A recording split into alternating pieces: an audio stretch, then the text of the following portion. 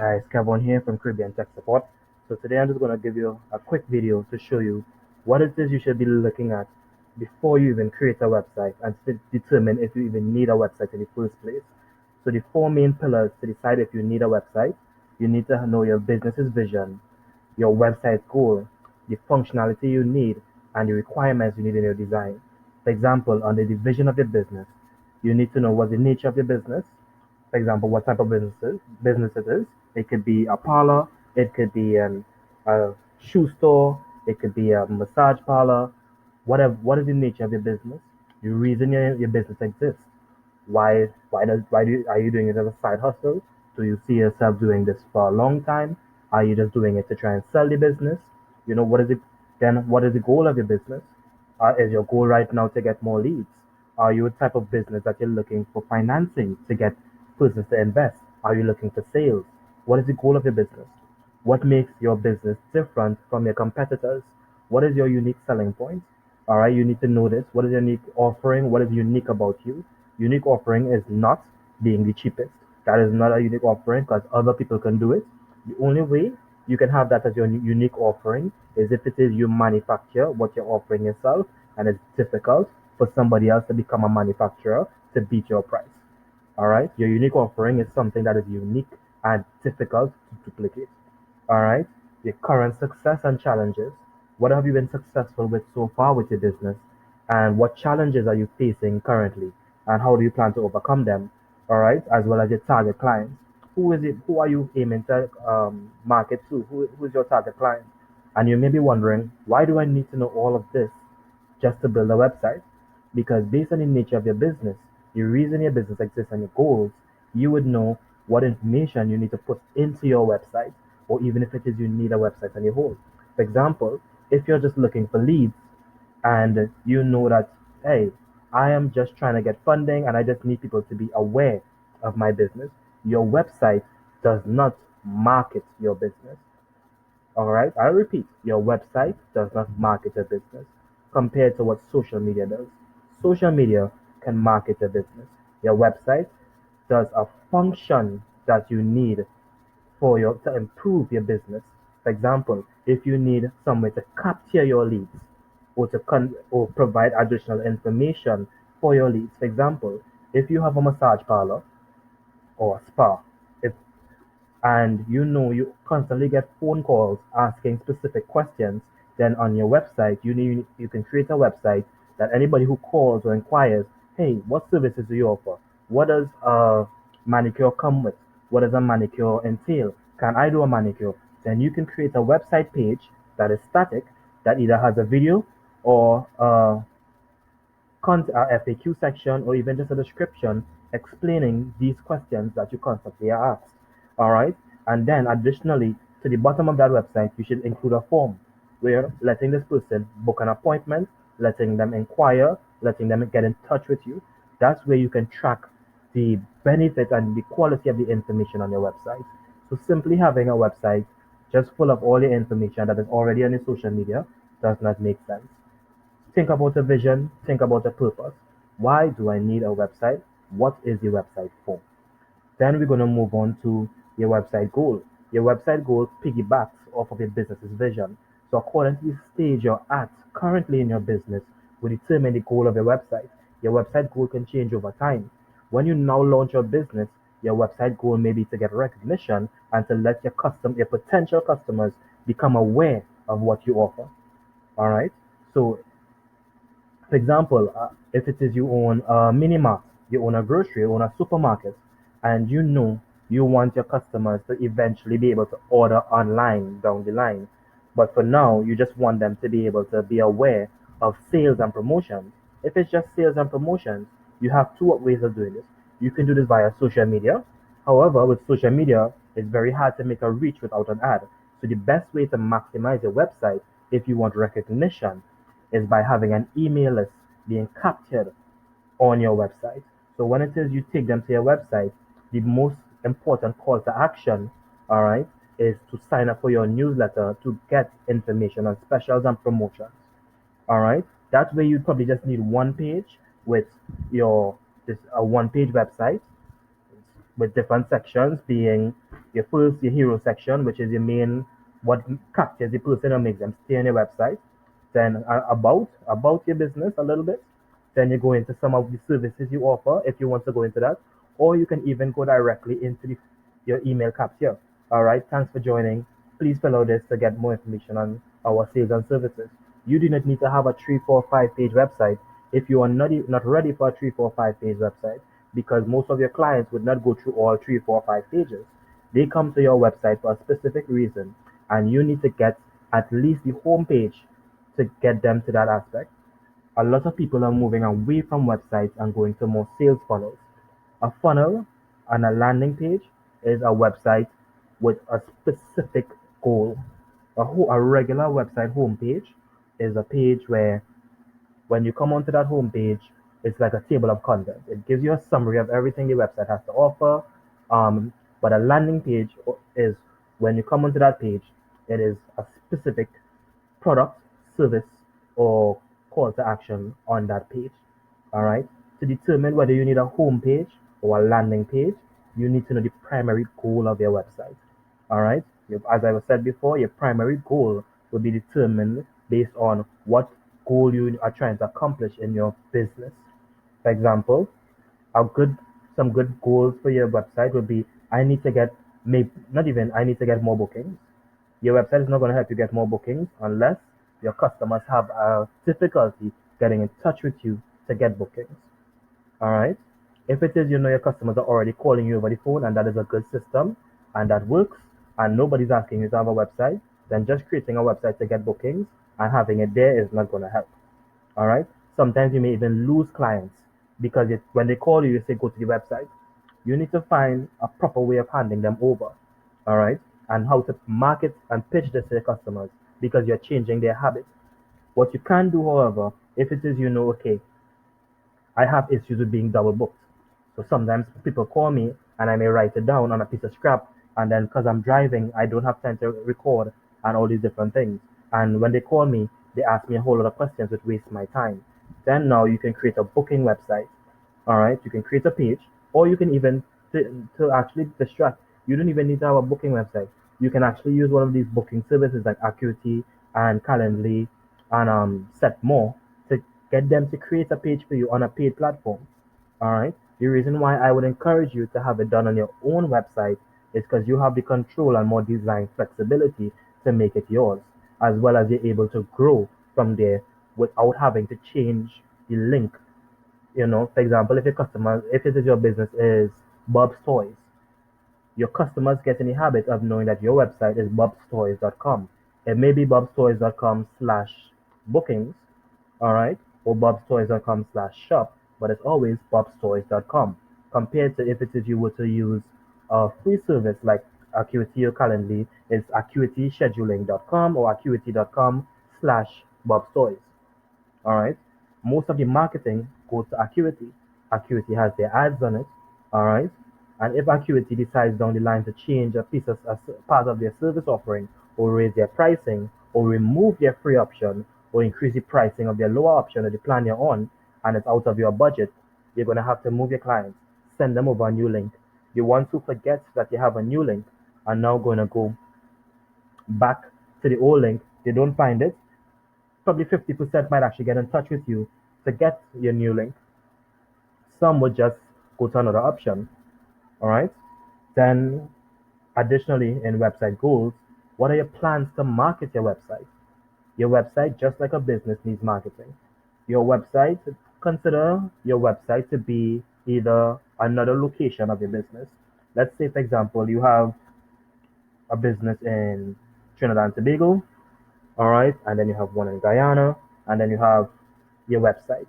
That means you have three business locations according to how and you operate your business and what is the goal of your website.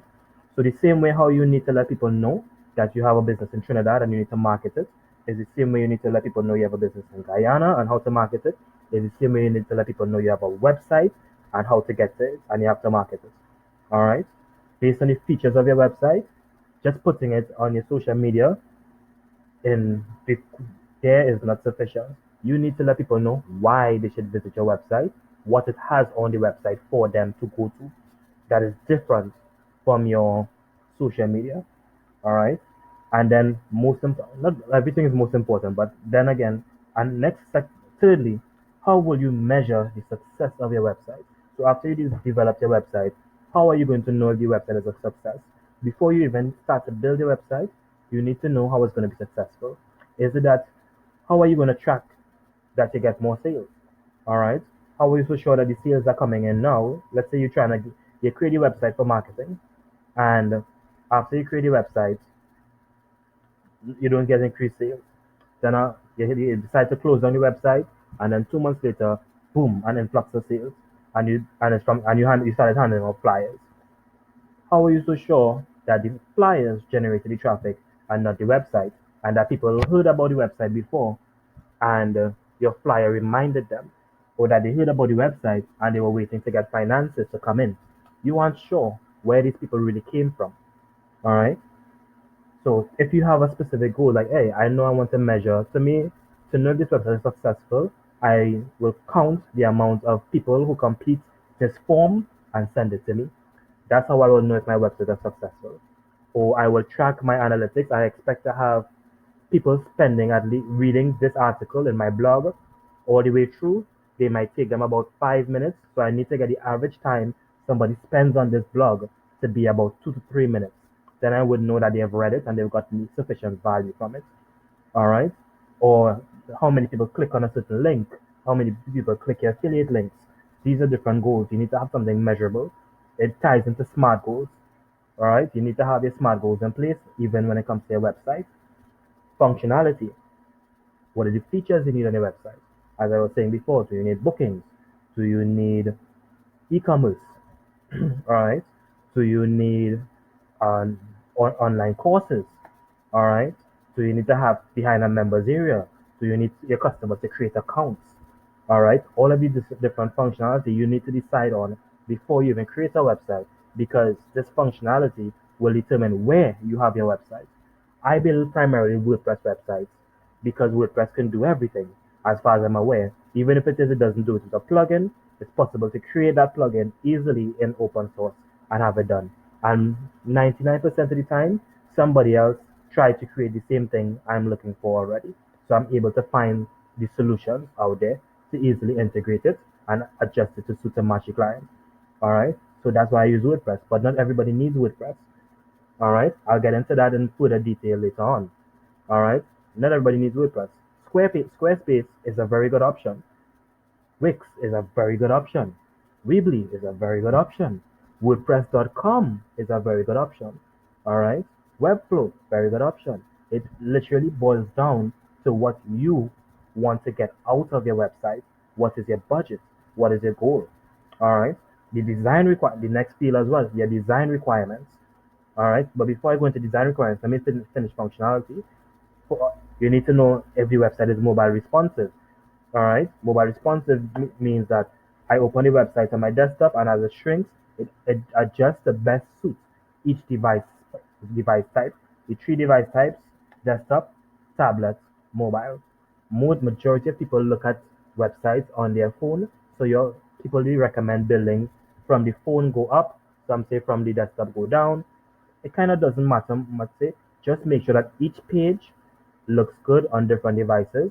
When your website is done, you test it on different devices, test it on different phones. For example, the S8 is a lot narrower than the Note 10 or the Note 8, you know, or a Samsung would be different from an iPhone in terms of the screen. Test it, have some contacts and some friends with different devices, get in touch with them. A lot of browsers have the ability to try different devices, but it does not beat actually trying it on the exact device. Then security. If you're having an e-commerce website, you need to have top of the notch security to protect your client's information, to protect your information. All right. Analytics.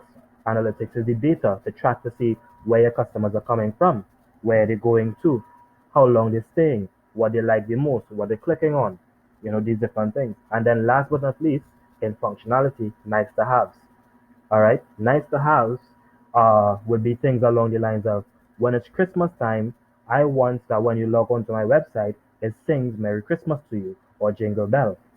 That is a nice to have. That does not bring in sales. That does not generate traffic of value. That is just nice to have. Nice to haves are things that you can add on when the entire website is finished, but is not a priority.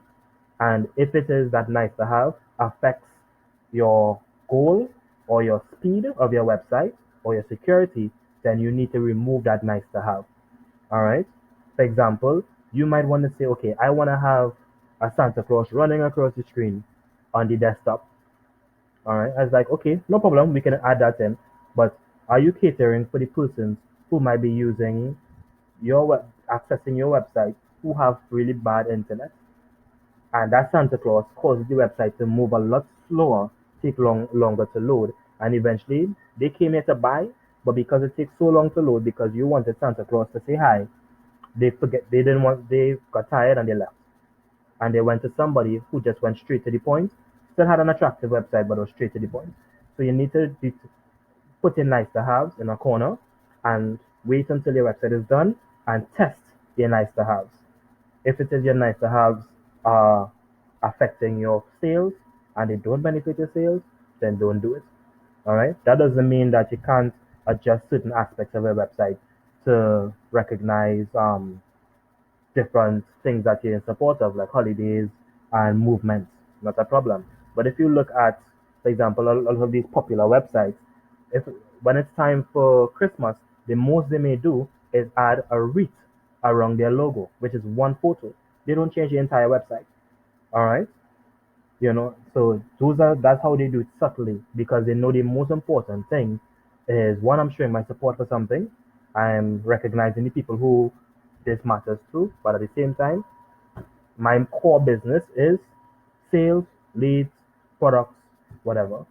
Then when we go into design requirements, in design requirements, you need to know, okay, what is the visual style? Do I want photos of stock images? Do I want photos of myself? I want photos of my customers. Do I want drawings? Do I want animations? Do I want 3D? Do I want no images at all and just words? What is the visual style? Do I want a lot of images going across the screen? Do I want that when it is I click here, it slides across here and this flies in from here? And these visual styles. Do I want it minimalistic and modern with a lot of white, clean spaces? Do I want it with a black background so it's, what is the visual style you're looking at? Then what is your inspiration? Go and look at different websites of your competitors, persons that you admire, persons that you respect. Look at these different people and look at their websites and pull different parts of it, put together and say, okay, I like this aspect of this website and I want this one, and then put it together and then this come and create something that's unique. All right. And so you'll have some form of inspiration. Then you need to decide, do you want something fully custom or do you want something template? Custom would be you want the designer or you yourself are going to create it from scratch. As in start with a blank page, we're going to use your inspiration and we are going to design something that looks unique to you 100%. That is very much unlikely it's going to resemble anybody else's. A template, on the other hand, comes in two forms. You can actually have purchase a full website from sites like Envato, all right, and Team Forest. So you can buy a website, install it, and just click install, and it will install the entire website, and you have a website there. It's like sometimes between 25 to 70 US, and you can have an entire website. The only thing with that though is that one, if you don't customize the colors, all right, you might be able to customize colors and fonts and so forth, and your logo obviously and the images. But it's possible for it to look just like somebody else's website. All right. But the thing is, if you're now starting up and you're testing the benefits of a website, then you do not need a custom website. A template is sufficient. All right. Just make sure that if you're hiring a designer, I hope that they are transparent and letting you know that they are going to use a template. All right. That they don't try to convince you that they're building this from scratch and then you come across somebody who has it as well. All right. Then your content. Before you, as I said, all of this is before you even start building your website. Is what content do you have to put into your website? If it is you cannot, you have an issue creating content for your social media, then you're gonna have an issue creating content for your website. All right, I repeat. If you cannot create content for your social media, then you cannot create content for your website. The good thing though is that you can hire people to create content for you The most important part of that too is in terms of challenges, everybody believes that they could create content and everybody's a social media marketer. You need to look for people who are one specialized in your niche, who have shown that they understand your niche because you need somebody you cannot hire a tech content writer to write on your spa. What does he know about nails, pedicures, manicures? What does he really know? He can't create the content for that person, right? How can you hire someone who is, if you want to create a religious website and you hire someone who is not of that religion, how can he really know what content to create? Most likely he's just going to do some research and create generic. It is not going to seem personal. All right. Then there are some people who are really good at words who can take anything and make it feel a certain way. But to me, my recommendation is best for it to come from you, and you need to spend that time and invest and work on your content, even if you're working with a coach for content. All right. Let some of your words come from you because at the end of the day, the customer at some point in time is going to talk to you, and you don't want the customer coming to talk to you, asking you, "Hey, I saw this article on your website, or I saw this section of your website and you said X, Y, and Z," and you are completely lost as to what they're talking about because you did not write the content or you didn't have a part to play in the content on your website. Next, we have sitemap. A sitemap is basically the layout of the website. All right. For example, home, about, you basically draw out like a table of contents of what pages you need, what information. You're going to use your content to help you generate your sitemap. All right. So according to how much content you have for each page will determine if it's an entire page on its own, or if it is, you can probably shrink it into smaller pages once it is the topics don't overlap. Whether you need to have a page for each different service because of how much information you are required to share for that service, all right, because of the industry it's in, or if it is, you can have all your services on one page. Then last but not least, your layout. Layout ties into visual style, ties into content, the inspiration, all of it ties in together. Your layout would be whether you want it in a grid format, you want it in following a Z, the F, all these one page layouts, landing page style without a header to the top, all these different styles. Or you want like different types of layouts. You want it half and half. There are different types of layouts.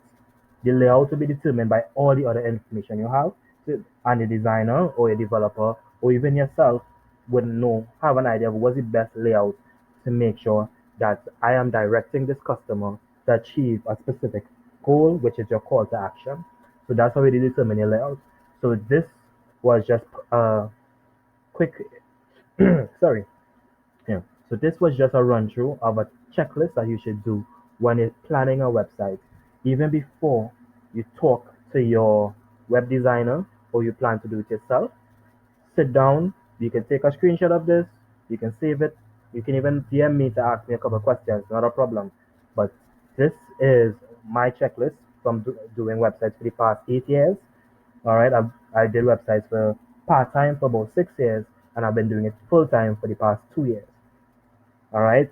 So this is I have learned this from many courses and research and all these different things. Took out what I thought was valuable, added in what I've known to that fix certain issues. So this is go ahead, sit down, take a screenshot, get your notebook down, get in a quiet place, and start to write these things out. All right. The business vision also will even help you if you're now going to create a business. Yeah. If you're another designer and you don't do this checklist during your discovery session, go ahead and copy it and start to use it as well. Not a problem because we need to deliver more quality websites. All right. So you all have a great day. Take care. All right.